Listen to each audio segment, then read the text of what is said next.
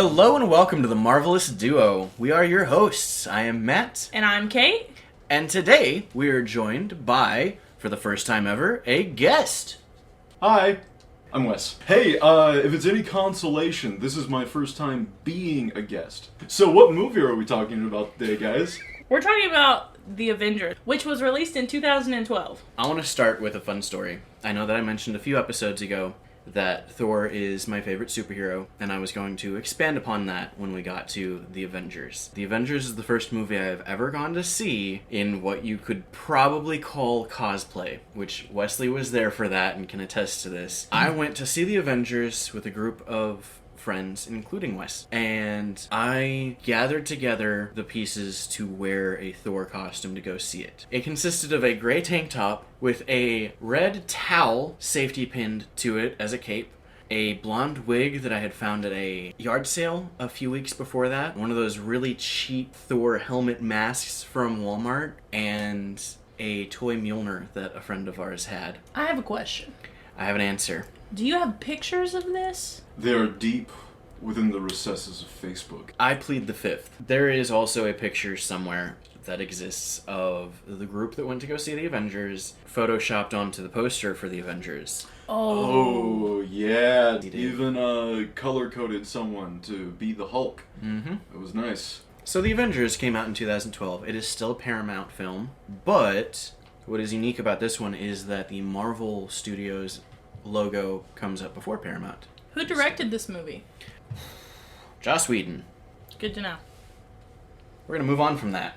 Yeah, we are. So, the opening sequence of this movie, we're getting lots of clips of the Tesseract. Like, in the very opening, we're getting, like, the blue light. You know what I'm talking about? The blue transition light. Mm-hmm. Which, at the end of Captain America, we got that. We got the after-credit scene of Dr. Selvig being manipulated by Loki. Oh no, that was the end of Thor.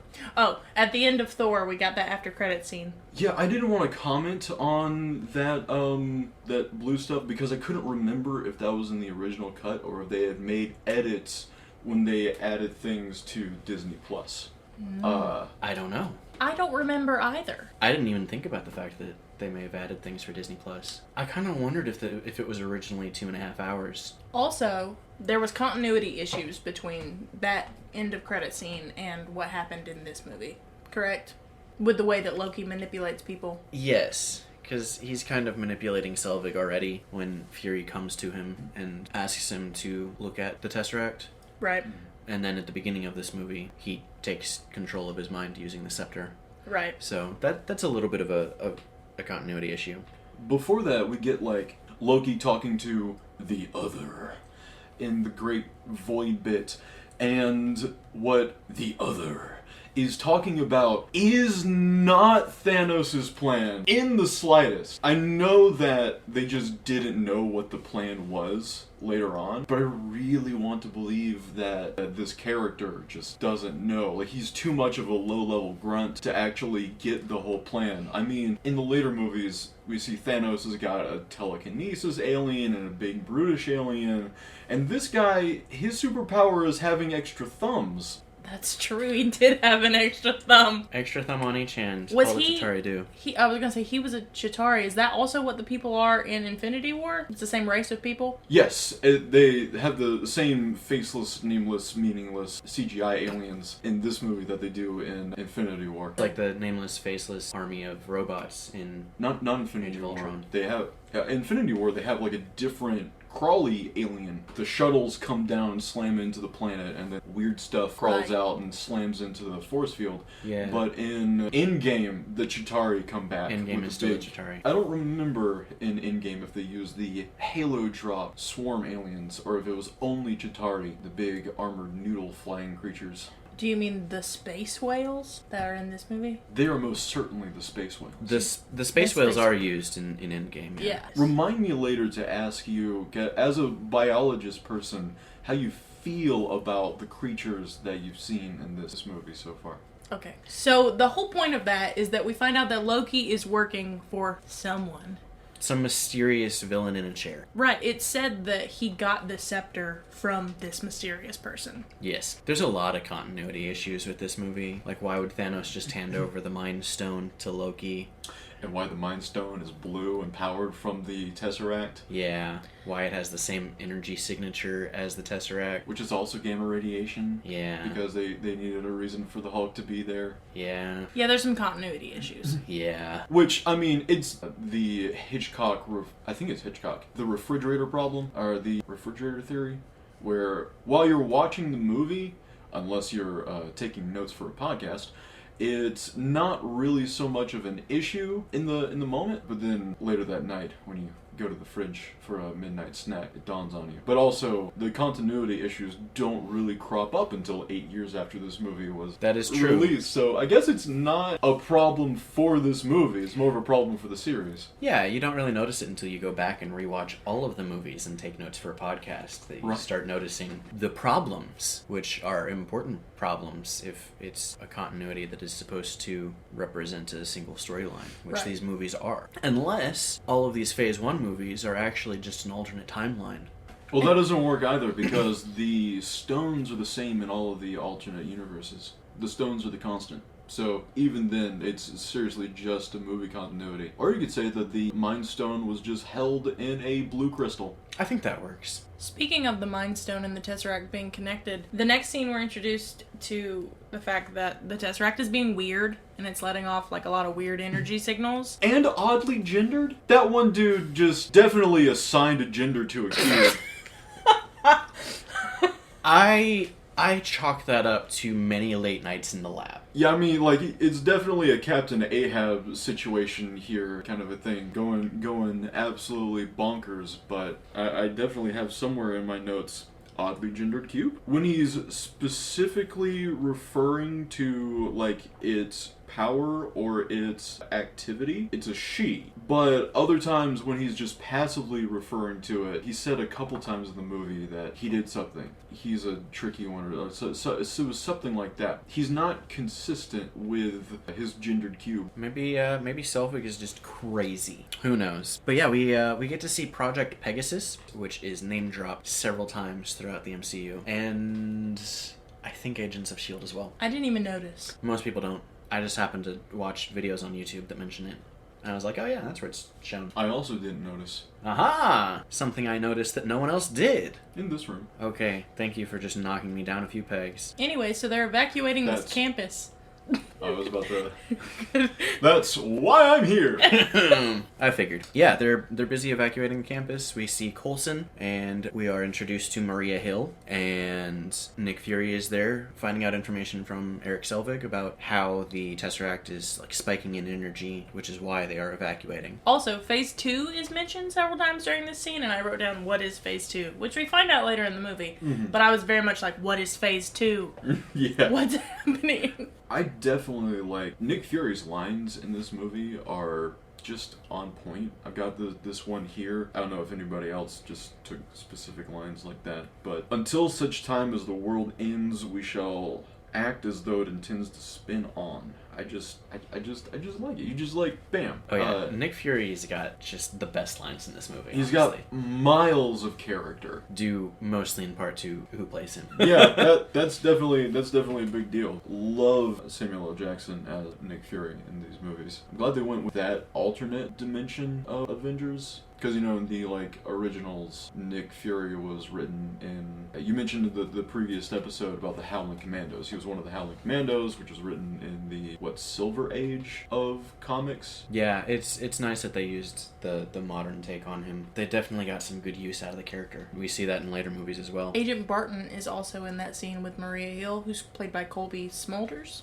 And he's just passively picked up enough Tesseract information just to be the mouthpiece for that little tidbit that he does there. Like, Fury has a question, and it's Hawkeye absorbed enough from Selvig to give that information there. He's got good eyesight, and he uses that to perceive everything that's going on. From a distance. Just enough to become a exposition machine. I have two main points in this scene where they're like dealing with the Tesseract situation. One is that somebody makes a comment that the Tesseract is a door. Clint. Yeah, he makes a comment about the Tesseract being a door, which is, I have some questions about that, because for Loki to use the Tesseract as a portal and access it from his side instead of it being accessed on the SHIELD side, that's pretty much canon that the Mind Stone would have to be connected to the Tesseract for it to work, right? There's some more continuity issues there, but is that how that works? Well, the Tesseract is the space stone, so it's all about rearranging three-dimensional space or moving fourth dimensionally, which, yeah, the Tesseract could definitely be used for everything they do in the movie, but yeah, I think you're right, it's kind of a continuity thing, because the Mind Stone, I mean, unless you socket it into a glove, it doesn't really interact with the other stones from what I know. Which still brings up the question of where did the scepter come from, and how is it connected to the Tesseract? My second thing in that scene is that the thing that's holding the Tesseract is literally just a big arc reactor. It looks exactly like Tony's arc reactor. Totally missed that. Me too. I did want to comment that Loki's entrance, he looks unhinged. He looks deranged. Yeah, like he's losing it. He's not his usual composed self. And he gets 7 dings on the kill counter in the first 10 seconds of him being on Earth. That is... I'm not going to do that math to figure out how many people that is per second, but it's It's a bunch. It's close to 1. It is close to 1, yeah. It's 0.7 people. That's Duh, that's easy math. Too many people. Ugh. And in that scene, who all does he take over? He takes over Selvig. A random SHIELD agent and Hawkeye. Those 3. And Barton shoots Fury without any preamble or anything. He's very no-nonsense. Just like, alright, this is what we're doing now. Shooting Fury, taking the Tesseract. Yeah, it seems like the mind-controlled people, this is like the best way mind control can work, is they act in their controller's best interest to the best of their ability. Yeah. Which is honestly the scariest kind of thing for everyone around them. I mean, maybe we'll get to it later, but I think that like one of the reasons that Hawkeye actually loses in a fight to Natasha on like relatively even ground is that despite them acting in the best interest of Loki isn't allowing them to sleep for the entire duration, like from this moment to the conclusion of this movie. Everyone who was mind-controlled was not sleeping and just only working. Which makes sense because Selvig hasn't shaved. You can see all his stubble has grown out and he looks like he's exhausted. When we see Hawkeye go up to the helicarrier, his eyes are just so sunken and like he's got dark circles because he's just completely out of it. He's focused on the stuff. He's doing his best, but I don't think he slept in like, 2-3 days? Yeah. Maybe? It's at least 2 days, I think. I think also going into the mind control aspect of it at that point, Hawkeye's goal is to get Loki out. I doubt there's really part of the plan that involves Hawkeye beyond that. So maybe the reason that he loses that fight is not only that he's tired, but also that he's no longer part of the plan. He doesn't need to win that fight because Loki doesn't need him to win it. Loki's free. And also Natasha is a bad...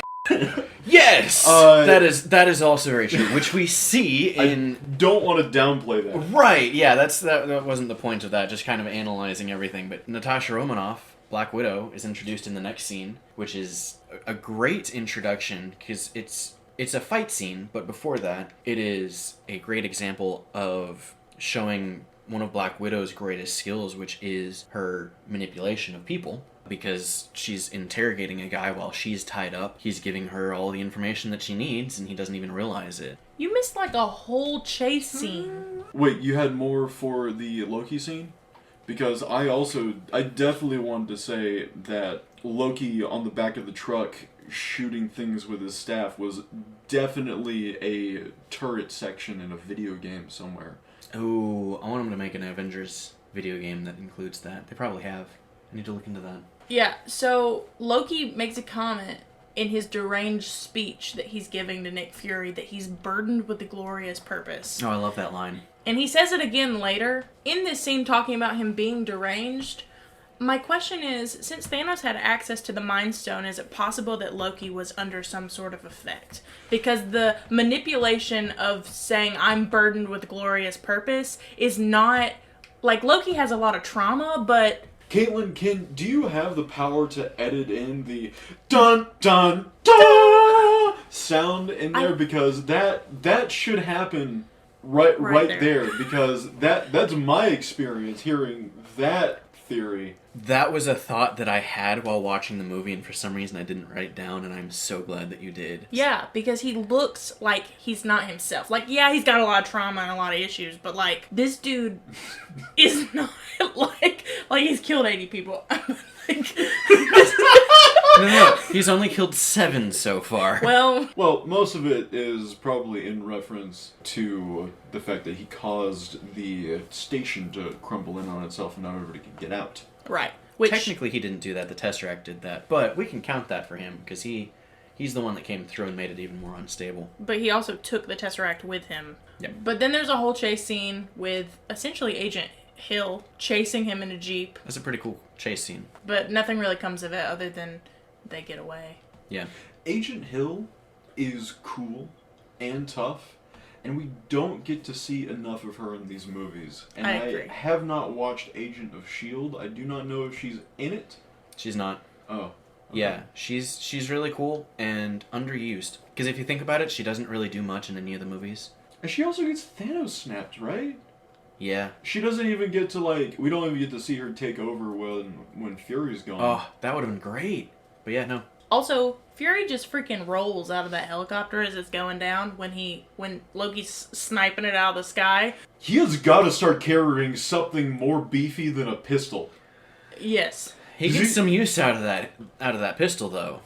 That was all my notes for that section, but I do have notes on your Natasha scene. Coulson brings up Barton, and Natasha's mood immediately changes.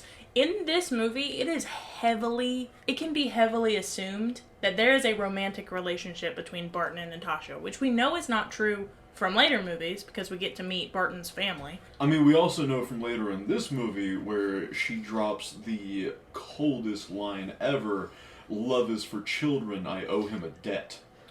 Ooh, Yeah, that's true. After that scene of the building collapsing, we then, in order, get all of the different Avengers, so where they're at, what they're doing, how they get called in. It kind of starts with Coulson calling Romanoff and letting her know that she's got the big guy, and so we get the scene of her going to India. Banner. Banner scene is peak Banner.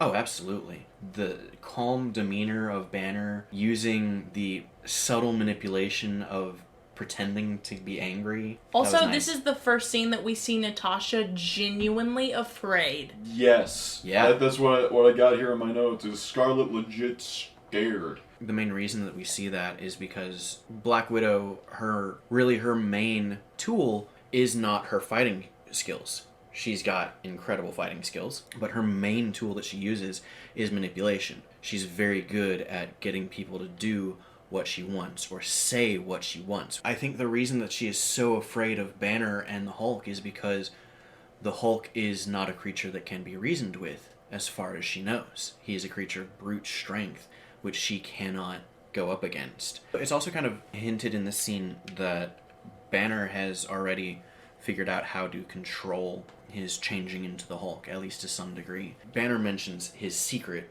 and Agent Romanoff kind of tries to prod him a little bit about what it is, and he won't answer. We get that reveal later on, but we do get to see that Banner kind of has a handle on that. That's a through line for this whole movie for Banner, is bringing up the secret. Yeah. He brings it up for, I think, all of the other members. He mentions, like, that's not the secret, and then he gets cut off or something else happens. Or, like, Tony asks him what his secret is later. Because he asks him if it's Pilates. I can't remember if Cap does, but yeah, it is a common theme throughout. We find out that S.H.I.E.L.D. does not, and Fury does not want Banner for the Hulk. They want him just to track the Tesseract. Whereas Loki only wants him for the Hulk. Right. Right. Right off the back, I'm so mad. Cap's flashbacks are 50, his, like, traumatic flashbacks are 50% him doing cool stuff. Like, nothing bad happening whatsoever. The last bit of his flashback isn't from his perspective. It's of, like, the people that discover his body. this was his movie was the one that came right before Avengers, and it's the only one that gets an actual, like, flashback recap. And I was just watching this, and I was like, man, do you remember when Marvel cared whether or not you knew the stuff from the other movies? I didn't pay any attention to what was actually happened, like what is shown in his flashback. The only thought I had about that flashback was wondering if that was trying to show that Cap has PTSD. But if that was the goal, they used the wrong scenes for it. Exactly. From that movie, there's plenty of shots where dudes get evaporated by Hydra technology and all sorts of other stuff that he's got to bear witness to, but they choose the cool stuff where he's being a hero through all that. In that scene, Nick Fury meets Captain America and encourages him to join the Avengers Initiative. Yes. But that's not actually the Avengers Initiative. Sure. He's like, some things might have changed. Yeah. And Steve's like, well, a lot of things have changed. Whatever. Yep. And Nick was like, I'll bet you $10 you're wrong. Yes, that is one thing. Cap mentions that he doubts he'll see anything else that surprises him at this point, which comes back later. We skip from Cap over to Tony and see that he is working on sustainable energy. Tony Stark's introduction opens up on the libertarian dream, doing unlicensed electric work on a corporate building. At some point, someone's gonna have to work on those pipes, you know? Some, like, poor union working electrician is gonna get down there and see some alien Stark technology he's got no idea what to do with. And you're just gonna, like, take it off. Just remove it or report it or something, and then the whole Stark Tower is just gonna go dark. Because Tony didn't want to go through the proper channels and get a license. We could have hoped that he went through the right channels and got a license so that he could do it himself. We all know that he did not. Because he's Tony Stark. He doesn't have to. Pepper, like, literally says, we need to, like, actually get some coverage on this and tell people that we've done this to promote our, like, clean energy thing. And then later in the movie, he brags, like, I'm the only guy doing clean energy. Like, he overrid the city's electrical system so that he could specifically be the only one off the grid. Oh, but yeah, we see Tony and Pepper have a date. So that's going well. Date? Quote unquote. Quote unquote. Which Coulson rudely interrupts. Yes. First off, we get 12%, which is a going thing in the MCU.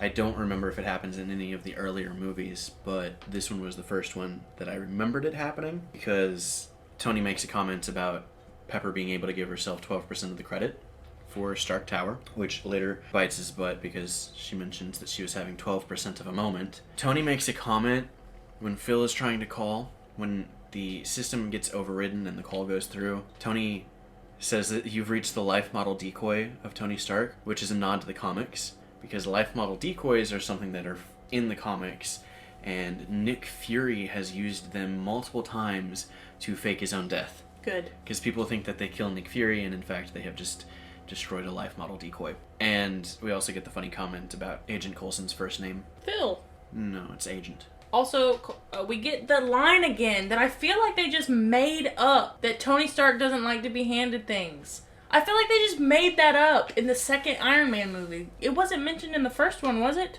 You know this is a movie, right? They made everything up. I feel like they just made it up to make Tony look like a diva. Anyway, so we find out that Pepper calls Coulson Phil, and Phil's apparently dating a cellist that lives in Pennsylvania.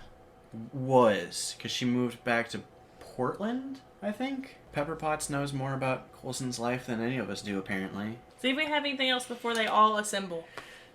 They don't assemble. No one says anything about assembling. No, they all go to the helicarrier. They all group up. Avengers, group up. Sounds so much better than Avengers, let's get together.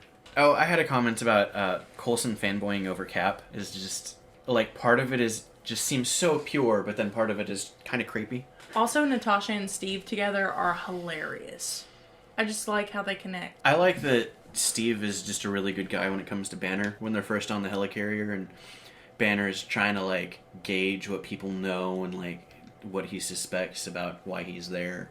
Cat makes a comment about how, you know, he hears the word is that you're going to help us find the Tesseract. And he's like, is that the only word? And Steve's just like, it's the only word I care about. Also, this helicarrier looks exactly like a naval ship, and then we find out it's not an ocean ship. And we think it's a submarine, but it's not a submarine. It's an airship. While Banner is on the bridge, he's still, like, hiding his face from security guards and the people that are there. Like, he still, like, his body language is very, very reserved. There's one point where he does go, like, he's about to leave and sees the guards, and he, like, puts his head down and, like, gets his shoulder in between his face and them. His lifestyle over the past year has definitely affected his body language and the way he conducts himself in general. Which we see a little of when he's helping that girl in India and going to the house because he stops her and hides his face from the police that are passing. Yeah, and they definitely do bring that back. He doesn't feel safe there. But yeah, we get to see the helicarrier. Steve gives Nick Fury $10 because the helicarrier was a bit of a surprise. And then they are there looking for Loki and trying to figure out what they're going to do, setting up, looking for the Tesseract, and they're doing face recognition. And they get a match. Loki's in Stuttgart, Germany. Also, in this kill count that you're keeping track of, Did you get the guy with the eye? Did he die? I think we skipped. Oh, he definitely died. We skipped a moment where we do get a little scene in Loki's underground tech lab. Oh, yes! Where I immediately wonder, like, is everyone here mind controlled? And I think they specifically want you to because they do not show anyone's eyes. Yeah, I don't know if they're mind controlled because somebody mentions, like, they ask where everybody came from. They say that S.H.I.E.L.D. has a lot of enemies. Yeah, like, Barton kind of implies that he knows where the enemies of S.H.I.E.L.D. are and he just went and got them. But there's a good chance that they're just all mind controlled. We don't know. Yeah, I mean, like, he definitely could have got them from those places, and it would make sense for Loki to just, like, boop, boop, boop, boop everyone's chests, because that's where their minds are. Yeah, that's how that works. What I want to know is, was that a flashback with Loki talking to the other? Or was that an astral projection to the, like, present? I was wondering the same thing, and it's hard to tell because Loki looks different in that scene. Like, not just the costume, but just the way that he looks. He looks slightly less unhinged in the scene with the other. It could just be an astral projection, and he just chooses how he looks in it. And we see at the end of it that he, like, moves, like he's affected by it, but I don't think they really explain it either way. I actually had the same thought. And it's at this point where I'm definitely wondering if Mr. Two Thumbs, the other, actually knows Thanos' plan at all, at least in terms of the canon. I think part of the problem is that Joss Whedon didn't know Thanos' plans because he didn't know what to do with him. But yeah, that I really like the headcanon that just the other has no idea what's actually going on. He's just there as a liaison to the Chitauri, and Thanos just told him what he wanted to hear, very possibly. It makes sense. Because it seems like Thanos is a bit of a manipulator too. We have, like, the scene where the ship is flying, then we go to the underground tech lab, then we go back to the ship, and Coulson is just beaming, so proud to show off Cap to everybody. But before we get all that, we get the stuff that's happening in Stuttgart, where Loki stabs a man in the eye to be able to open a vault. yeah, Hawkeye murders two people. Yes. Two innocent security guards, and I for a little bit I thought this might be one of the reasons why you got me on here as a hashtag first guest. I have a specific phobia of ocular trauma.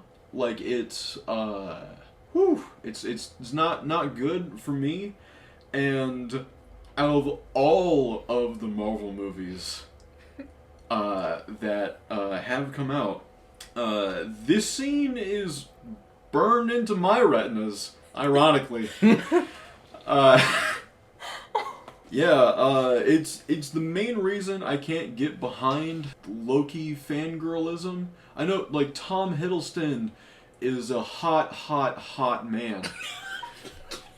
But he did use an immersion blender on a man's eyeball.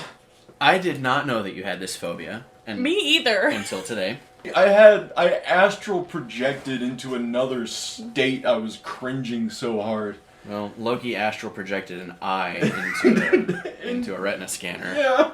And the reason they did this is to get iridium, which, why did they need the iridium? For stabilization, sciencey things. I listened to some of the science words. This comes like later, where crazy science man was talking about some of the science words to somebody about why they needed the iridium. And one person mentioned, I think it was Banner, said that, yeah, in order to open up a portal with Tesseract, they would need to heat its surface to 120 million Kelvin, which is 8 times the temperature of the core of the sun. This is why I don't listen to the science words. Well, I'll get to I have more to say on the science later. But the reason they needed the iridium was so that they didn't have to heat it to 8 times the temperature of the core of the sun. Well, there we go. Good. All right. So, also in this scene, can we just say, Loki picked a bad place to try and make people kneel. Bad geography choice. Knowing the history of the Earth, which he doesn't, because he's not from Earth. Right. He probably doesn't even know who Hitler is. Probably not. But this scene is probably one of the most well-written out of this movie. The fact that if you stop and think about this, the man that stands up to Loki was the only English-speaking person there. Look, I wasn't... I thought it. I was not going to comment on it. Now, that said, Europe is a lot better about bilingualism or multilingualism. There's a good chance that most of the people in that crowd understood at least part of what Loki was saying. They got the idea. No, the age of the person that stands up to Loki and the fact that they're in Germany, that guy was probably a Nazi. Not only that, from what he says, he was probably one of the people that only followed Hitler because it was what everyone thought was best for Germany. And, well, not everyone that was in Germany during that time was like, yeah, I'm gonna sign on with the Nazis. No, that's the point that I'm making. The Nazis weren't the Nazis to the Nazis. The Nazi Party was a political party before it became what we see it as today. Hitler's thing was that he was able to get people to sign on to that, not because they were evil or bad or anything like that. It was because they thought that that was what was best for Germany. Hitler was an amazing speaker. But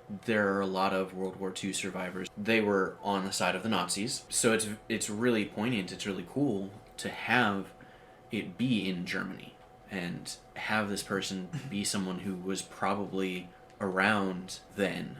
And it really packs more of a punch with him standing up and going, no. And when Loki's about to kill him, we also, like, he's about to shoot him with the scepter, we also see the fear in the guy's eyes. But he still doesn't back down. Yeah. And it's so well written. What does Loki say? What does Loki say before that? Loki says something about kneeling, and, it's better to kneel. And the guy stands up and says, not to men like you. And Loki says, there are no men like me. And the comeback is, there are always men like you. Very, very nice. I also want to point out something. That speech that Loki gives, I think, is Loki projecting his own fears about himself and the inevitability of his own failures. Because he's talking about born to serve, and it would just be better if you gave up and leaned into it, that sort of thing. Like, he knows that his life would just be better if he went back home to Asgard and let his brother be king and just did what he wanted in his home where he could be happy. But he's not going to let himself do that. And that's one of the things that I really think is, like, yes, he's unhinged for this whole thing, for this whole movie because that is his internal turmoil. It comes out in this scene, and you're right, in the wrong place, in the right place for someone to stand up to him over it, and it to be one of the people he looks down on. Right. I think it's all projection. That is a really good point. I've never thought of that before. Thank you. I also think it's very ironic, poetic, whatever you want to say, that Captain America is the one that shows up. And he goes straight for the face punch. Oh, yeah, he goes straight for that. He's Hitler in face Germany, punch. he knows what to do. He's punched Hitler in the face over 200 times. I have got to say that... Okay, so, like, the suit in the previous movie is fine. They, like, kind of put, like, some soldier stuff together, make it kind of realistic. It was a little bit bulky, but they threw it all in the garbage because the new suit design... Oh my god. Chris Evans in that new, clean, crisp suit, it gives me sky beams, man. I can't. Gives me a real sky beam. Never punch you in the face. I'm more of a fan of his later costumes, but yeah, this new one, the change from the World War II era one was definitely needed. As the only female in the room. Why are you two fangirling about Captain America? Have you seen Chris Evans without a shirt on? I have. That's your answer. Okay, so Iron Man ends up helping Captain America. Oh, he knows how to make an entrance, that's for sure. Oh, Iron Man? Yeah, 1,000,000%. Hack into the stereo system for the Quinjet, shoot Loki in the face, and show off all of his weaponry. Right. Anyway, so they capture Loki way too easily. And then we are introduced to the last Avenger, Thor. Because Thor flies in and steals Loki. Alright guys, so our episode that we recorded with Wes actually was so long that we're going to split it up into 2 separate episodes. So we're going to end this episode here. We just wanted to thank you guys so much for listening. Your support has been awesome. We wanted to thank Wesley. You can follow him on social media at Wes the Guest. He made a Twitter specifically for this. Thanks so much for Wes for being an awesome guest. Our first ever guest. Thanks for making it awesome and fun, even though you and my husband were simping for Chris Evans. And don't forget to follow us on Twitter and Instagram at The Marvelous Duo. And a special thank you, as always, to Mikhael Bureau for the use of our theme song for our intro and outro. You can find his information in the episode description. We hope that you've enjoyed the first half of us discussing the Avengers, and we hope to see you again. Thank you guys so much for watching, and you guys have a marvelous day.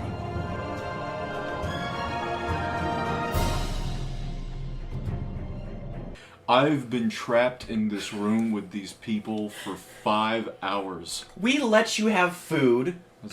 That is true. And water. It was good, but it's very cold in this room.